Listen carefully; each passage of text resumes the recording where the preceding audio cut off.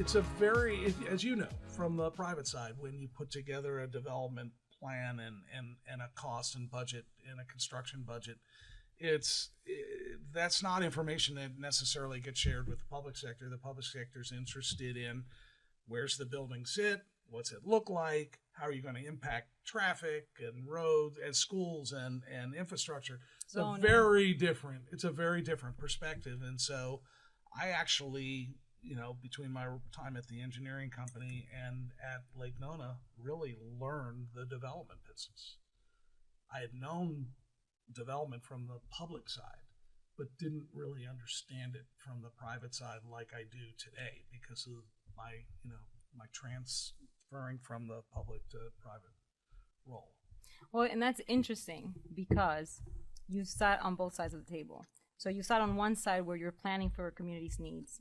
You're putting together plans, starting to understand where you want schools to go, hospitals to go, where you want certain kind of housing development to take place. And then now you're on the other side of the table where you're the developer and you're having to meet a pro forma and budgets and partners and, everything else. So do you feel that it's challenging for developers in the private sector to come in and really understand the needs of a community, to put projects in place that are not only for the returns on profit, but that can also make and enhance the community to the standards of the public sector?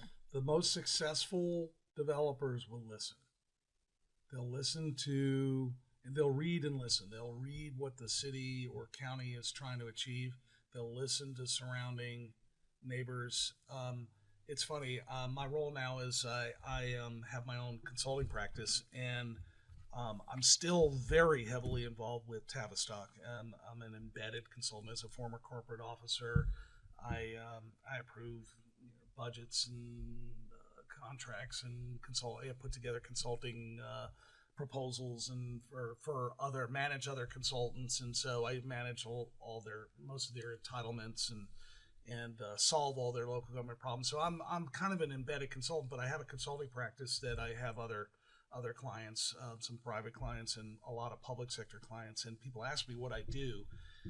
And I step back and say, I'm the Rosetta Stone between developers and the public sector, because there are two different perspectives that we just talked about, and they sometimes talk around each other or by each other and don't really get to solving the problem by communicating on the issues that each side cares about. So I have the benefit of understanding the DNA sort of on both sides. And so I'm often find myself in the middle trying to bring together the interests, the objectives of the private side that want to achieve a business objective, right, and making sure that trying to get their business objective aligned with the public sector's goals and objectives, to make sure that they when you have a win-win like that, it's beautiful, right, as you know. And when you find a spot or a project that just fits kind of with what the public wants to do, and you can make money, that's a beautiful thing.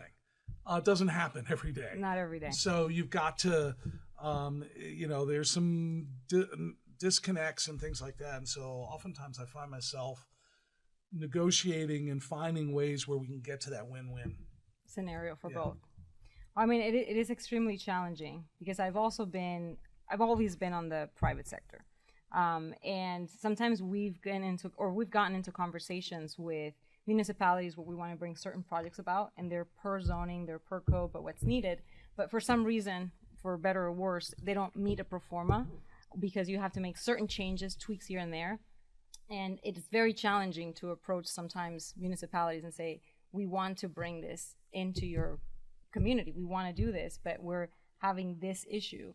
And to get somebody to say, we can come to terms, we can figure out if we need to change something in our design standards, our overlaying district, or just figure out what works so that you as a developer, we want to help you come and bring this into our community for all the benefits that it has.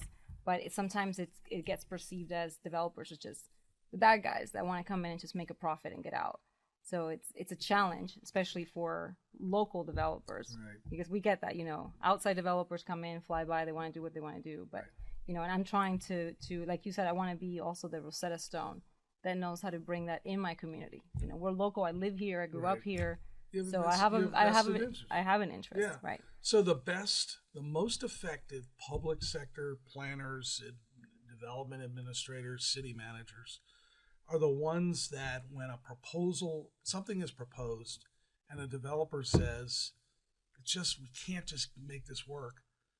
The best ones will ask, I want to know exactly why. I want to know why it won't work. Tell me, you don't have to share your pro forma with me, but explain to me financially why this doesn't work. What is it about our code? What is it about our requirements that's just not making it work? Then the most effective will take that information and do a little brainstorming and think, okay, is there another way to kind of solve this or crack this nut? Is there another way? Those are the most effective people on the public side.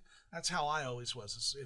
If it wasn't, my whole thing for the staff was, I don't care, get to yes. Figure out how to get to yes. Now, sometimes getting to yes may be under certain conditions that a developer doesn't like, but always get to yes. I hated when projects got denied because that meant that something happened along the way. There was not enough communication to figure out what are the conditions that this project can go forward.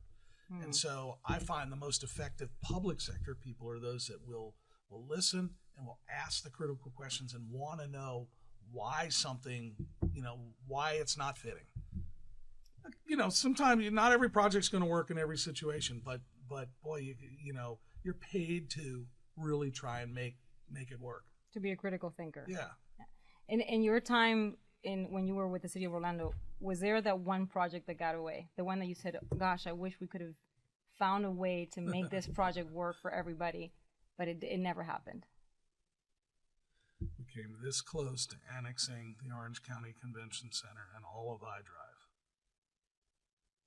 There's some history and some names I won't mention for what happened, but I should put this in a book, but the convention center almost was in the city of Orlando. So here's a follow-up question to that. If you had to all the cities that you visited within the U.S., if you had to say which city has had the best planning and the best growth, would you have a first choice, a second choice, a third? Like a parent, you can't pick amongst your children. So I'm such a city guy, and I've since 8th grade I've been an urbanist. I mean, I love cities. So the cities out west, San Diego, just fabulous. Got sprawl issues for Southern California, but great downtown, great neighborhoods. Denver, love Denver, as the launching point for going to the mountains. I loved Albuquerque, Phoenix. I went to grad school, not Phoenix so much, but Tempe. Tempe's a city of 200 and some odd thousand people. I think cities that are a bit on the medium size are sort of becoming a little bit more of my favorite. Look, I love Chicago. I love New York City. I fly into New York City. I can feel the adrenaline as the plane approaches to land, getting up for, the challenge of just facing the city and getting into Midtown and walking and, for miles and walking all of Manhattan and Brooklyn and whatnot. It's so hard to pick your favorites. Atlanta, I have, my son lives in Atlanta, and he lives on the Beltway, not the vehicular Beltway, the trail Beltway, and the internal Beltway in Atlanta, and just a great experience. But I have become more fascinated with medium-sized cities. So Tempe is in the metropolitan area of Phoenix, but a wonderful downtown, a university town where I went to grad school. Greenville, South Carolina is a wonderful city, very livable. It doesn't overwhelm you, and so I could go on and on. Love Kansas City and the country club area, the neighborhood of Kansas City, and I've been to the cities in Texas. Not a huge fan, but Minneapolis. It goes on and on. Seattle, Portland. I mean, everyone has their character and their niche and their They're little, nuances that make them so different. So like a father, I can't pick my favorite, but I have a lot of fun going to cities. Do you fear? Because I kind of hear you say this, and I agree with you. I think that one of the interesting things about traveling is that you get to see cities and you get to see that they're different, right? But do you fear that in modern trends and what's happening with everybody becoming a little bit more unified and uniform, that cities will ultimately lose that character and everything will be developed the same to look the same to? I think that would be hard. The historical city cores, will always. I mean, they're getting redeveloped. Towers are going up. Things are changing, but they still have their own character and their own place. That sort of we were talking about this earlier. The pre-World War II pattern of streets and neighborhoods. I think what's happening, the suburbs are becoming a little more homogenized, and I think that's the gist of your question is are cities becoming more homogenized? Is every place the same? You land at an airport, you catch an Uber, and you drive to a suburban neighborhood. People fly into Orlando and will travel to the theme park area and never see the core of the neighborhood, never see Thornton Park or College Park or Delaney Park, which is a shame because that's really the essence of Orlando.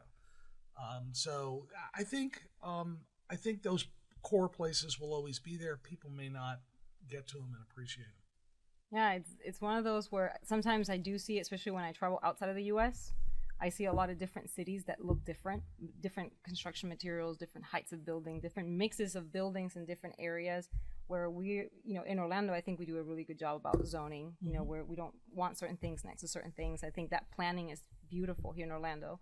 And I personally love Orlando over any other city that I've visited in the U.S.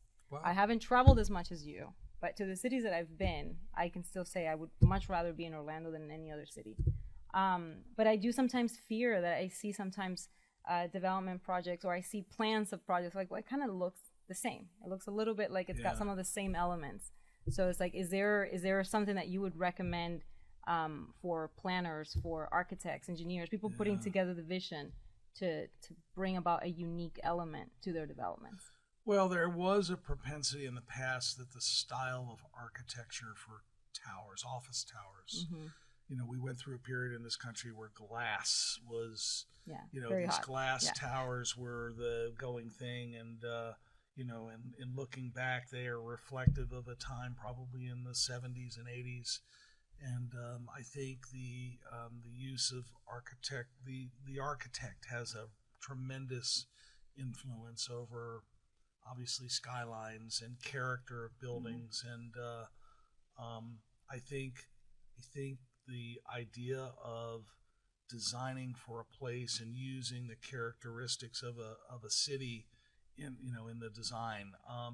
Some national architects you'll find some buildings in downtown Orlando that look very, very similar to buildings in downtown Kansas City, because it was the same architect. Right? And they used what they knew and same sort of approach to design. I don't like that. I think building design to the extent that it can be should be unique and a product of its social and physical ecosystem. Culture, you mentioned Europe. Multiple cultures and language and religion drove a lot of the design of the history, and those cities are hundreds and hundreds of years old. And so religion and culture and language made each place unique. That's not so true here in the U.S., although we're starting to see the emergence of then the importance of different cultures in the U.S. and their impact on design and character. So language and religion have a little less of an impact in the U.S. on design. We're still a melting pot of cultures, which is incredible. We are. But I think we're slowly getting to that point where we're accepting more of that input into how we build and how we live in our communities and all of that. So I'm excited for that. I'm excited to see that by the time I get to my 60s and 70s. Hopefully I'm still alive. Which is like 50 years ago from now, right? More or less. Time goes by really fast. It does. So it'll be soon. Let me ask you something. When, from a young age, or maybe throughout your career, or whatever point, has there been somebody, whether that's an architect, an engineer, a visionary, that has impacted your career, your mindset of what you think, like, wow, this, now I've kind of changed my directive or my narrative, or I've just had such a positive impact from this person? So I'm a geographer by training. Mm-hmm. So there's two people. One is Buckminster Fuller, the designer of the geodesic dome, and his impact on just structure and design. I've been fascinated and followed. He's obviously passed, but his impact on the built environment. And then there was a French geographer by the name of Jean Gottman who coined the word megalopolis, and was a book that he wrote, and he was defining what the East Coast of the United States was going to become, which was one continuous city and urban landscape.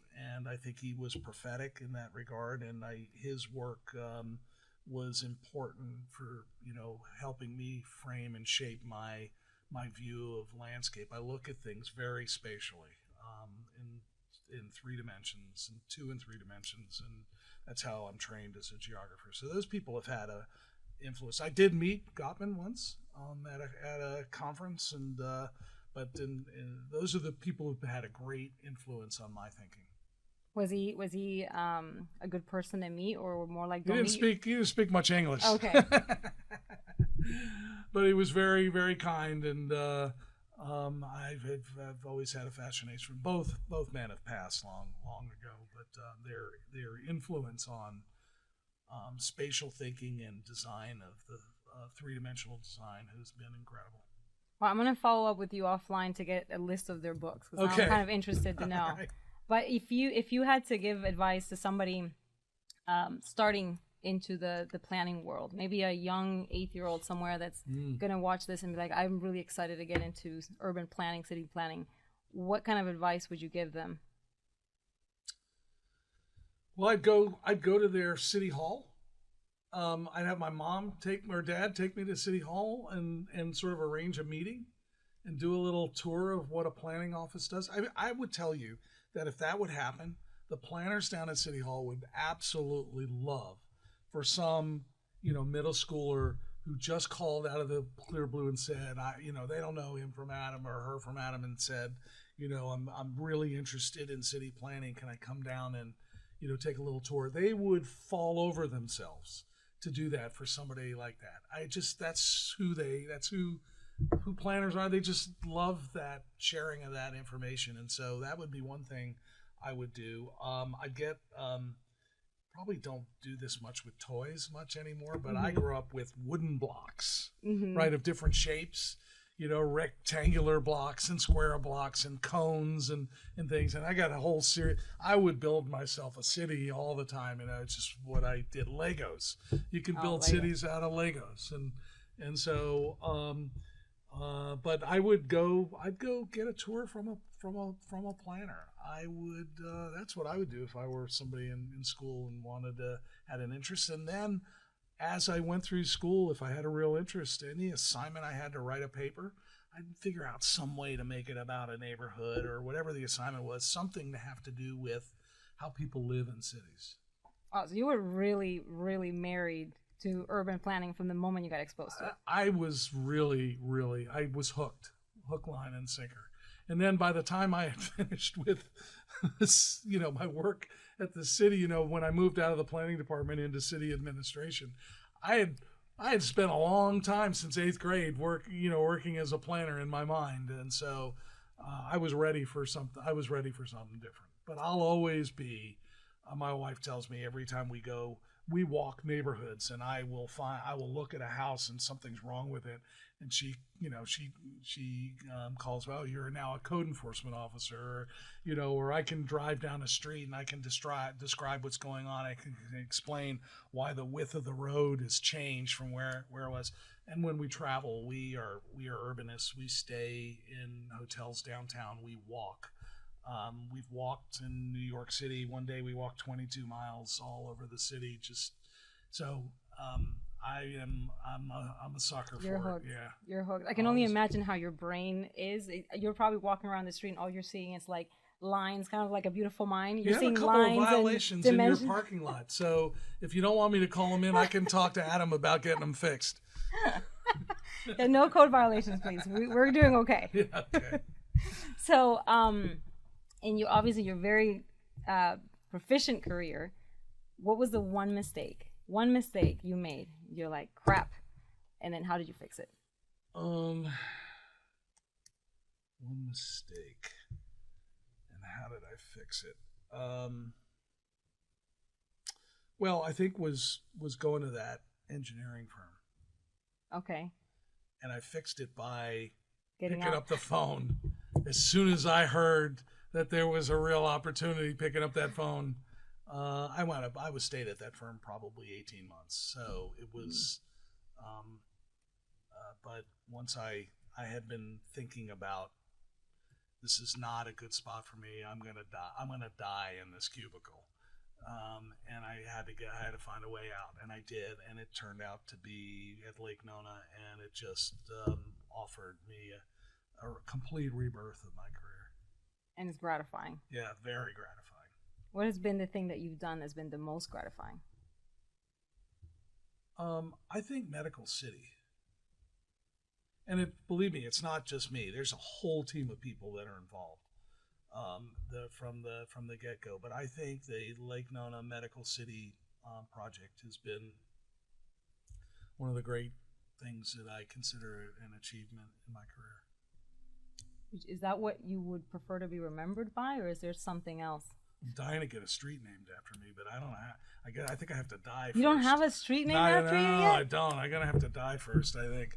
I think that project is one that I want to be remembered for. I'd like to be remembered for bringing some order and improving the system, the development system in Orlando, making it a little more rational and predictable. Predictable. But that's a hard thing to remember somebody by. You know? Yeah. Rational and predictable. Yeah. Systems and order. Yeah. I like it. Yeah, well, that's... Sounds like a lot of fun. They're not going to put that on my tombstone, but they might put, hey, you had something to do with Lake Nona. And what would you want to be remembered by on a personal level? Oh, boy. Like, this is really going to go on your tombstone. I want to be remembered as a good father and a good husband. Were you a good father and a good husband? Were? Yeah. I'm still doing it. I think I am. Good. I think I am. But I'll be judged in the end, like we all will. We all are. And you have the two kids, daughter, I have one daughter, son. 27, just got married, and I have a son who's 30. Both have been. My son has a master's in finance and is doing great work for a private equity firm in Atlanta. Is doing a great job. My daughter is getting her doctorate at FSU. Nice. So we'll have two doctors in the family. Okay, so I would have to say, if you have two doctors, then you did a really good job as a dad, and I'm sure your wife did an excellent job as a mom. Yes, it's a team effort for sure. Good. Well, I'm really happy that you came out, that you allowed me to pick your brain and tease you a little bit. I'm really happy that you shared all the knowledge and everything that you've done in your career. I'm sure we'll have a few follow-up questions. No problem. I'm happy to answer them, and thank you for having me. And I have to say, working with you and Adam on our project in Claremont is a lot of fun, and you guys are really good. You guys are really good to work with. I appreciate that. We're trying to do our best to bring quality development, to really understand how to bring good projects to good communities, and we're local. Adam is, you know Adam's story. Yeah. And this is home for me. So I want to be remembered by somebody who did good projects for good people in the city that she loved. So I appreciate you, Richard. Thank you so much. It's been an honor and a pleasure. It's been my honor. Thank you so much. You're very welcome. This podcast was produced by Atrium Management Company. Thanks for tuning in, and don't forget to like and subscribe.